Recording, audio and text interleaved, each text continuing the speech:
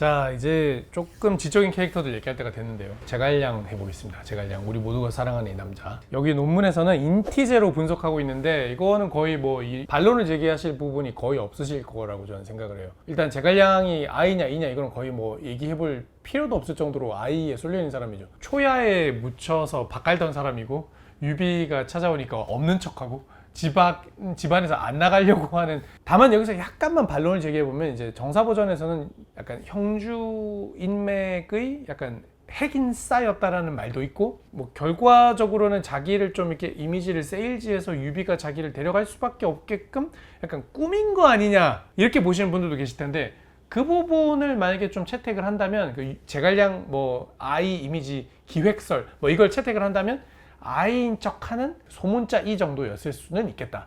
하지만 이제 뭐 여러 가지 정황으로 봤을 때 삼국지 소설에 나오는 제갈량 캐릭터는 아이로 보는 게 맞다고 봅니다. 그리고 이제 뭐 언제나 행동할 때 사물의 이면을 보고 상대가 어떻게 생각할지 다 계산하고 고려해서 이 플랜을 짜고, 말할 때 상대의 노림수를 다 꿰뚫어보는 이런 면모를 생각하면 N이 아니면 사실 전략가가 되기가 힘들 수도 있겠다는 생각마저 들죠. 그리고 이 사람이 감정적으로 뭐 일을 그르쳤다든지 어떤 판단을 할 때 사리분별을 못한다든지 뭐 이런 장면은 존재하지 않잖아요. 슈퍼T죠, 슈퍼T. 거의 컴퓨터에 가까운 T 아니었겠는가. 그리고 사실 T적인 부분이야말로 이 유비에게 정말 부족했던 그 냉철한 이성적 분석, 이런 거를 이제 제갈량이 채워줬다라고 보시는 분들이 아마 많으실 텐데, 그런 점에 비추어 생각해보면 제갈량은 그쵸, 예, 대문자 T, 그리고 모든 걸 계획해서 천하삼번의 지도를 그릴 수 있는, 그리고 이제 좀 과하다 싶을 정도로 모든 세팅이 완료돼야 도전에 나서는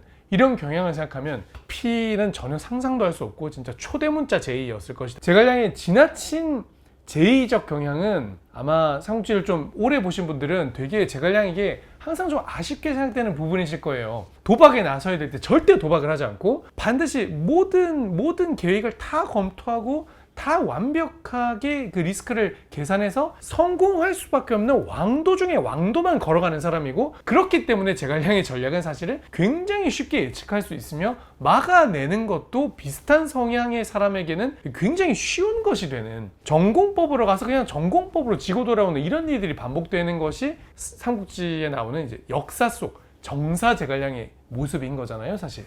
그걸 생각하면 네, 제갈량의 이 파워 제이스러운 면모는 되게 우리가 좋아하는 천재 전략가의 면모이기도 하지만, 변화무쌍하는 전장에서 이 성과를 내야 되는 전술가의 입장에서는 조금 부적절할 수 있다. 물론 이건 다 이제 정사 역사 속에 나온 제갈량의 얘기고, 뭐 삼국지 소설에 나온 제갈량은 뭐 도술 부리고 세상 모든 천지 사물을 다 꿰뚫어 보는데 P일 필요가 없겠죠. 세상 모든 일 다 알고 있기 때문에 앉은 자리에서. 그래서 제갈량의 제이스러움이 삼국지 소설 속에서는 그렇게 단점으로 부각되지 않았을 텐데, 실제 역사 속에서 제갈량이 이제 되게 훌륭한 계획을 짜놓고도 이제 끝내 성과를 내지 못하는 그런 대목들은 제이스러움이 좀 문제가 있었다, 이렇게 볼 수 있겠습니다. 다만 그 착실한 준비성과 국가 전체를 바라보는 넓은 시야, 그리고 이 내정을 만들어내는 이 국가 기틀을 닦아내는 이 행정가로서의 그 대단하게 깊은 면모, 이런 것들은 총나라라는 나라를, 그 나라가 그 뒤에도 몇십 년을 버틸 수 있는 부강한 나라로 만들어내는 데까지는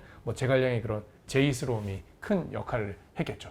자, 제갈량의 MBTI 다시 정리해드리면 INTJ, 인티제다, 이렇게 정리해드릴 수 있겠습니다.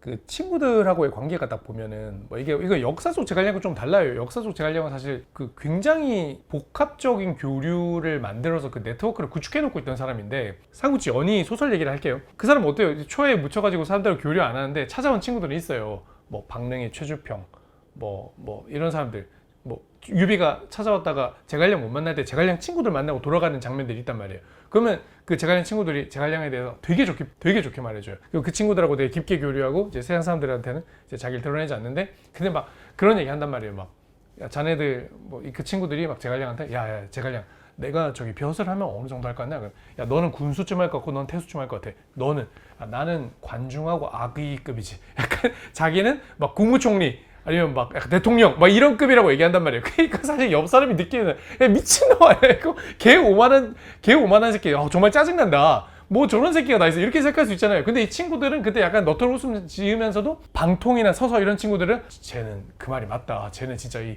누워있는 용이다 이렇게 알아봐 준단 말이에요. 그런 점을 생각하면 제갈량이 자기의 그런 어떤 재수없음을 또 숨기는 스타일은 아니다 그렇게 생각할 수 있겠죠. 나중에 그 똑똑이 기질 때문에 약간 관우하고도 사이 안 좋아지고 위연하고도 사이 안 좋아지고 이제 유비가 그걸 넉넉한 가슴으로 품어줬기에 망정이지 여러 가지 면모를 보여주는 걸 생각하면은 지금 말씀하신 인티즈의 성격 속성이 거의 완벽하게 부합하는 게 제갈량이다 이렇게 볼 수 있겠습니다. 관우하고는 기본적으로 물과 기름 사이였던 거 확실한 것 같아요. 성격적으로. 그게 나중에 뭐 제갈량이 뭐 관우를 제거하려고 했다 뭐 이것까지는 저는 좀 음모론이라고 생각하지만 기본적으로 두 사람이 소설에서 같은 장면에 나오면 벌써 이게 옆 사람들이 좀 불안해요. 지금 제갈량은 절대 관우 인정 안 해주고 관우는 제갈량한테 굽힐 생각 없고 막 이러기 때문에 둘이 자존심 엄청 하잖아요. 파국이다. 중간에 유비가 있어주지 않으면 안 되는 거죠, 이 두 사람은. 그런 면에서 볼 때는 관우 궁합 안 맞다. 이거 진짜 소설적 구도를 나관중이 MBTI를 보고 소설 쓴 것 같이 느껴질 정도 이런 생각 좀 들고 장비하고 잘 만드는 건 어떤 면이라고 해야 될까요? 뭐 특별히 사실 그런 장면이 막 많이 나오진 않는데 삼국지에 제갈량이 뭐 나중에 뭐 계속 장비를 잘 쓰긴 하니까 그리고 두 사람이 처음에 만났을 때만 좀 이게 티격태격했지 장비가 나중에 그 감복한 다음부터는 그 충실한 제갈량의 손과 발이 돼서 싸워 나가고 그 장면 저는 좀 심장 몰리는데 나중에 북벌할 때 제갈량이 관우 장비 좋은 다 죽은 다음에 막 요화 같은 어린 장수들이 막 사마이 추격하다가 막 속임수에 속아가지고 막 사마이 못 죽고 돌아올 때 장비가 갔더라면 어땠을까 막 이런 얘기하면 장비 추억한단 말이에요. 맴짓 내 사랑 장비 당신이 나의 에이스 상장군이었다면 당신이 나의 선봉 장군이었다면 북벌은 달랐을 것 막 이런 생각하게 되고 그리고 이제 장비 아들 장포 제갈량하고 소설에서 또 이게 끈끈하잖아요. 약간 그 관우 장비 아들들 관흥 장포가 거의 그 아버지 무기까지 이어받고 외모도 비슷하다 그러니까 거의 캐릭터가 계승한다고 보면 나중에 이제 관흥이 죽었을 때도 제갈량이 되게 마음 아팠지만 장비가 그 장비 아들 장포가 죽었다 그러니까 막 이게 쓰러지거든요. 막 장포까지 막 이러면 쓰러지거든요. 그런 걸 생각하면 감정적 관계가 좀 장비와 장포 양쪽과 더 이렇게 밀접했다고 볼 수 있지 않나. 이제 조조가 보겠습니다. 조조 삼국지 최고의 빌런이자 이제 라이벌 유비의 라이벌 조조인데 ESTP로 분석을 하시더라고요. 에팁이라고 하죠. 에팁. 조조는 뭐 약간 I 같은 면도 있고 E 같은 면도 있는데 둘 다 있죠. 약간 이 사람 좀 약간 왔다 갔다 하는데 그래도 뭐 언제나 사람들 앞에 나서가지고 이렇게 뽐내는 거 좋아하고 사람들 이렇게 휘어잡는 거 좋아하고 술도 잘 마시고 그죠? 뭐 이쪽으로 보는 게 맞는 것 같아요. 근데 가끔 이 사람이 골방에 틀어박혀서 약간 좀 외로운 아이 같은 표정을 짓고 있었다 그래도 어울릴 것 같다는 생각이 든단 말이에요. 홀로 고독을 씹고 있어도 어울릴 것 같다는 생각이 든다. 그 S 이 사람이 그러니까 사물을 있는 그대로 본다는 거예요. 막 꼬아서 생각하지 않고. 이거는 조조를 이제 약간 우리 소설에서 나오는 어떤 꾀돌이 이미지, 음험한 뭐 약간 야심가 이런 걸 생각하려면 당연히 좀 약간 N 쪽으로 생각하고 싶으실 텐데 이 사람이 이 인생을 살아가는 장면에서는 되게 순간순간에 있는 거 그대로 판단하는 경향들이 많이 나타나는 것 같거든요. 이상과 현실에서 이루어질 수 없는 그런 공상, 지나간 것에 대한 후회 이런 거에 사로잡혀 있는 사람이 전혀 아니잖아요. 진짜 빠르게 다음으로 넘어가죠. 지금 현실에서 할 수 있는 거에 대단히 집중하고 그래서 이 사람이 초반에 한나라를 살릴 수 있다고 판단했을 때는 굉장한 충신이 돼서 뭐 황건적도 토벌하고 동탁도 토벌하고 동탁 토벌 그 혼자 가서 싸우잖아요. 순간에 집중해서 자기가 할 수 있는 걸 할 때는 최선을 다하는데 한나라가 회생 불가능해 이렇게 판단 딱 하는 순간 곧바로 돌아서 버리죠. 미래를 두지 않아요. 그런 걸 생각하면 이제 눈앞에 있는 거를 놓고 현실적인 판단을 항상 중시하는 S의 면이 있지 않나 이렇게 생각이 드는 부분이고요. T냐 F냐 했을 때 저는 사실은 F라는 면도 좀 있다고 생각해요. 왜냐면 이 사람 시를 되게 잘 쓰고 노래도 굉장히 부르는 걸 좋아하고 악기 연주 같은 거 즐기고 격정적으로 어떤 판단을 할 때가 있죠. 이를테면 서주 대학살 같은 거 할 때 몇십만 명을 죽여버려. 우리 아버지와 우리 가족을 죽인 놈들 살려둘 수 없어. 이런 거 약간 사람의 어떤 은원관계에 사로잡힌다고 느낄 때는 되게 무자비하고 무시무시한 F의 감정을 드러내는 것 같다는 느낌이 들 때도 있는데 또 약간 뒤집어서 생각해보면 사람을 한 명 죽이는 거는 격정으로 할 수 있는 거잖아요. 근데 30만 명을 죽이는 이런 대학살을 명령한다? 저는 오히려 이건 약간 좀 인간성이 없어야 내릴 수 있는 결정이라는 생각이 들어요. 그냥 숫자로 생각하는 거죠. 적의 세력 중에서 서주가 가장 크고 서주가 도겸의 영역인데 여기를 쳐들어갔는데 적군이 성을 걸어잠그고 나오지 않는다. 그럼 적에게 가장 큰 피해를 줄 수 있는 방법은 뭐지? 적의 생산력을 없애버리는 것이다. 생산력을 줄이려면 어떻게 해야 되지? 인간을 말살시켜야 된다. 최대한 많이. 그런 명령을 딱 내려버리는 거잖아요. 인간의 정에 휩쓸리는 사람이 어떻게 이런 결정을 할 수 있는가. 굉장히 차가운 티라는 느낌이 좀 들고, 조조는 마음에 F가 없는 사람은 알지 모르겠지만 그 사람이 내린 큰 결정들은 대부분 T에 입각해서 이루어졌다, 이렇게 생각할 수 있을 것 같아요. 그리고 이제 P인데, 뭐 이것도 뭐 앞서 말해서 제가 유비는 뭐 전략을 세우고 이제 계획대로 살려고 했던 사람이다 이런 말씀 드렸습니다만, 조조야말로 그 주어지는 상황이 세력이 쫄딱 말 것 같은 상황이 한두 번이 아니었죠. 처음에 조조가 근거지를 잡았던 연주 자체가 대륙의 한복판에 있었고, 하루가 다르게 싸우는 상대가 계속 바뀌게 되는, 여포와 싸우고 장수와 싸우고 유표와 싸우고 도겸과 싸우고, 때로는 원소와도 경쟁하면서 뭐 낙양 이각 곽사까지 상대하고, 나중에 또 저 남쪽 강동에 있는 손치까지, 거의 삼국지 나오는 모든 세력 중에서 조조가 상대하지 않은 세력이 없어요. 믿었던 고향 친구의 배신으로 뭐 근거지가 싹 망해버리기도 하고, 이겼다고 생각했는데 뒤통수를 맞아가지고 완성해서 아끼던 부하와 아들까지 잃어버리고 죽을 뻔하기도 하고, 그런 위기를 몇 번이나 넘잖아요. 이런 예측 불가능한 상황을 계속해서 맞닥뜨리고 그 순간순간에 집중해서 판단을 내리면서 이 상황을 헤쳐가는데, 이거는 거의 죽음에 가까운 스트레스를 이 사람한테 줬을 것이다. 근데 조조는 그걸 다 이겨내거든요. 그 상황이 가장 적합한 판단을 계속 내리면서 꿰뚫고 간단 말이죠. 아, 이거는 이제 이 사람이 제2로 태어났어도 피가 되지 못하면 살아남을 수 없는 환경이었을 것이다. 그래서 조조가 그 뒤에 보여준 여러 가지 행보는 굉장히 피에 가깝다, 이렇게 볼 수가 있을 것 같습니다. ESTP, 액티브로 조조의 성향을 정리를 한번 해볼 수 있겠죠.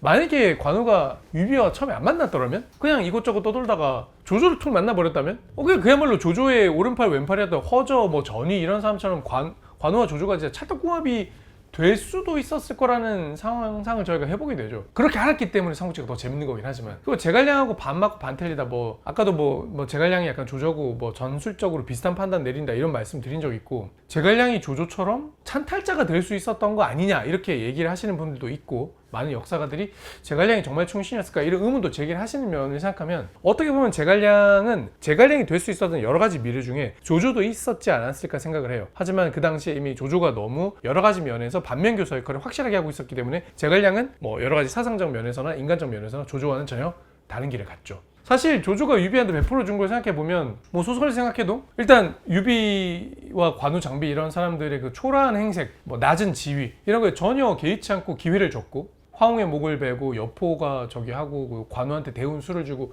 이런 식으로 그 유비, 관우, 장비가 천하라는 무대에 데뷔할 수 있는 판을 깔아준 게 조조였고, 나중에 힘을 합쳐서 싸운 적도 많이 있거든요. 싸우다가 이제 여포에게 근거지를 뺏겨서 도망온 유비한테 곧바로 예주자사라는 높은 벼슬을 주고, 이 예주자사를 준다는 게 장난이 아니에요. 그 전국에 있는 주가한테 하나를 그냥 유비한테 줘버리고, 헌자한테 가가지고 인사를 시켜줘서 좌장군이라는 직위를 받게 만들고, 아무것도 없는 유비한테 오자마자 곧바로 영웅 대접을 해주면서 살 곳을 마련해주고 그 사람을 보호해준단 말이에요. 그러면서 함께 천하를 한번 잘 경영해보고 싶었고, 나중에 하다 안 되니까 술자리 데리고 와가지고 천하의 영웅이 너랑 나밖에 없다, 아부성 발언까지 해가면서 유비의 마음을 살려고 했던, 부하들이 유비를 심지어 죽이라고 가난한데도 죽이지 않았던 조조의 마음을 생각하면 노력을 할 만큼 한 것 같다, 조조가 유비한테. 아마 유비도 조조 밑에서 뭐 할 수 있는 건 하고 했는데, 이제 서로의 정치적 지향점이 서로 너무 다르다 보니 같이 갈 수 없었고, 마지막에 유비가 모든 이 만류를 뿌리치고 조조 밑에서 뛰쳐나오는 장면을 보면, 이 두 사람은 절대 같은 배를 탈 수는 없었겠구나. 삼국지를 구성하는 3명의 군주 중에 마지막 사람, 오나라의 황제였던 송권을 볼 건데, 송권이 논문에서는 ISTJ, ETJ로 분석을 하고 계세요.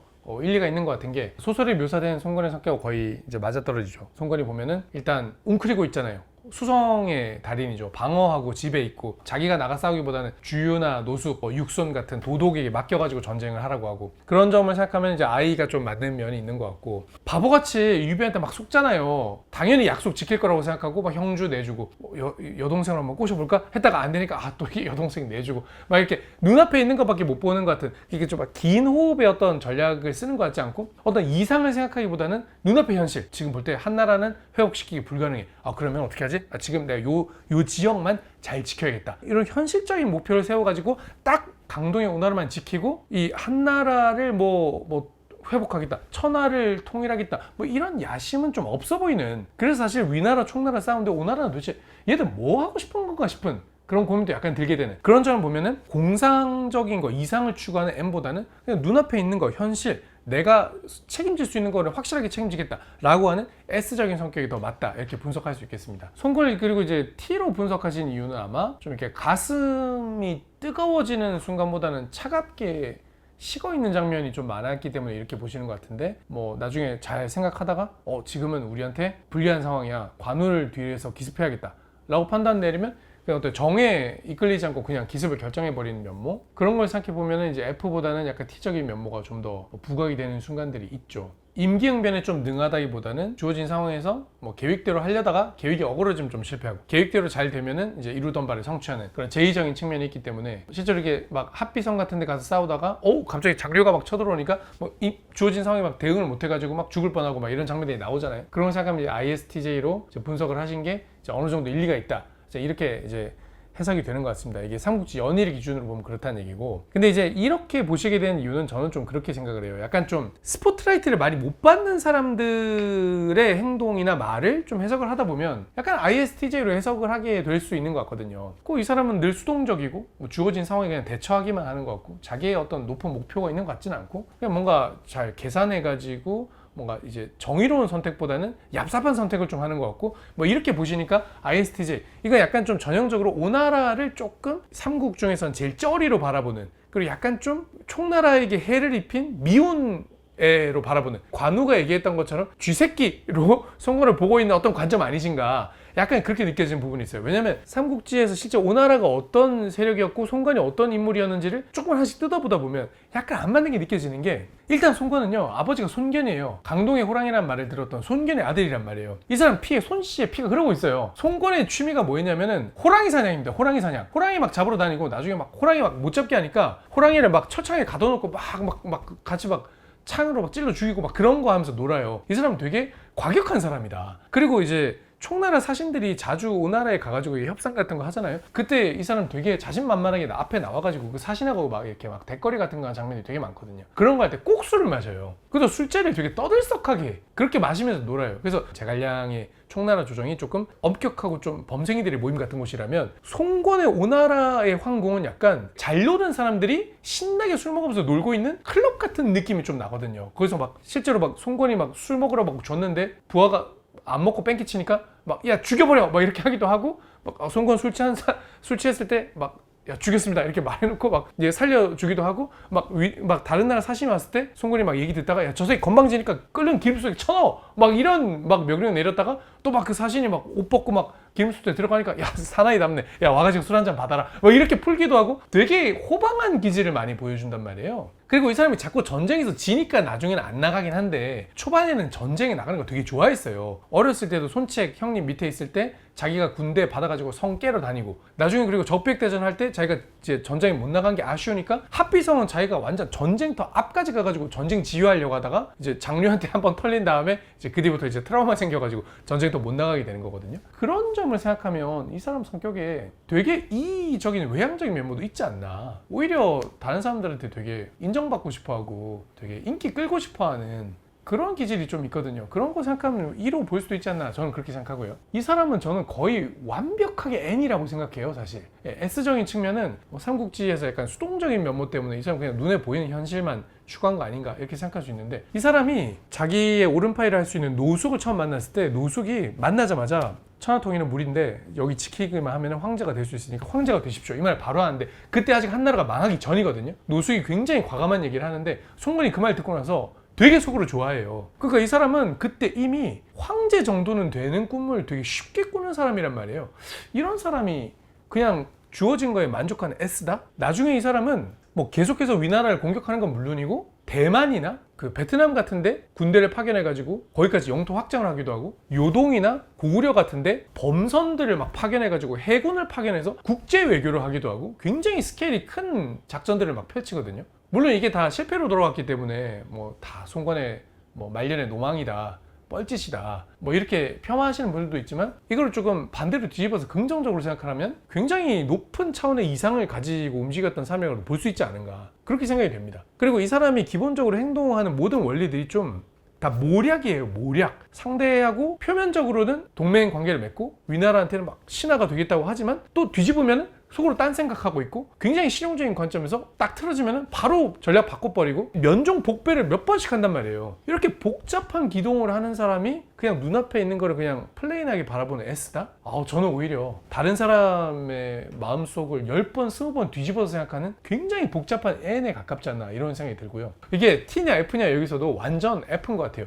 이 사람은 감정이 스크래치가 생기는 거를 되게 히스테리를 많이 부리거든요. 나중에 뭐 장소 같은 사람과의 신경전, 자기 부하들 나중에 막 하나씩 싸그리 죽여버리는 이궁의 변, 이런 상황을 보면 이 사람이 냉정하게 뭔가 이렇게 계산을 해가지고만 움직이는 사람이 아니라 자기가 감정적으로 어떤 긁힘이 생겼을 때 이걸 어떻게든 안갚음을 해주려고 하는 그런 느낌이 굉장히 강해. 뒤끝도 엄청 세고, 그런 걸 생각하면 이 사람은 정말 T로 볼 수 있을까? 저는 오히려 군주로서 큰 결정을 잘 내리기 위해서 T적인 판단을 하려고 유지를 했지만 결국 자기 속에 끓고 있는 이 감정적인 부분을 절대 무시하지 않고 그 적절한 명분만 주어지면 책상 모서리를 잘라버리면서 적벽대전을 외치는 굉장히 격정적인 사람에 가깝지 않았나 이런 생각을 많이 합니다. 다 자기가 처해 있는 조건이 되게 위태위태하다 보니까 그 감정들을 되게 억누르고 참아서 그게 나중에 말년에 폭발하게 되는 게 아닌가. P냐 J냐 하는 면에 있어서는 J는 맞다고 생각해요. 항상 이제 계획을 짜놓고 움직이고 급변하는 사태에 대해서는 되게 스트레스를 많이 받기 때문에 항상 뭐 2가지, 3가지 플랜을 짜놓고 그 플랜을 준비하는 사람이었다. 이게 J가 아니고서야 이렇게 막 보관을 막 준비를 하고 계속 뒤에서 뒷공작하고 뭐 그렇게 하면서 어떻게든 자기의 안위를 지켜가려고 하는 이런 기동을 할 리가 없거든요. 근데 결국에는 이 스트레스를 너무 많이 받다 보니까 이 오나라가 늘 절체절명의 위기 속에서 황제 생활을 하고 황궁 안에서도 막 암투와 막 주변 세력들을 막 견제해야 되는 이런 정치 공작을 너무 많이 했어야 되다 보니까 말년에는 좀 힘들어하지 않았나 뭐 이렇게 생각을 합니다. 네, 제가 이렇게 MBTI로 오늘 삼국지 캐릭터를 한번 분석을 해봤는데 저도 이렇게 생각했던 것보다 하다 보니까 좀 딱 들어맞는 부분도 좀 많이 있고 특히 이제 관계나 구도 이런 점에서는 나관종 씨가 진짜 MBTI 보고 삼국지 썼나 싶을 정도로 맞아떨어지는 부분도 있어서 참 신기했던 것 같아요. MBTI 생각보다 좀 재밌었던 것 같아서 혹시 기회가 되고 여러분이 많이 원하신다면 소편도 한번 준비해보는 걸로 하겠습니다. 자, 만물삼국지 환선생이었습니다. 오늘은 MBTI에 대해서 얘기해봤습니다. 들어주셔서 너무나 감사드립니다.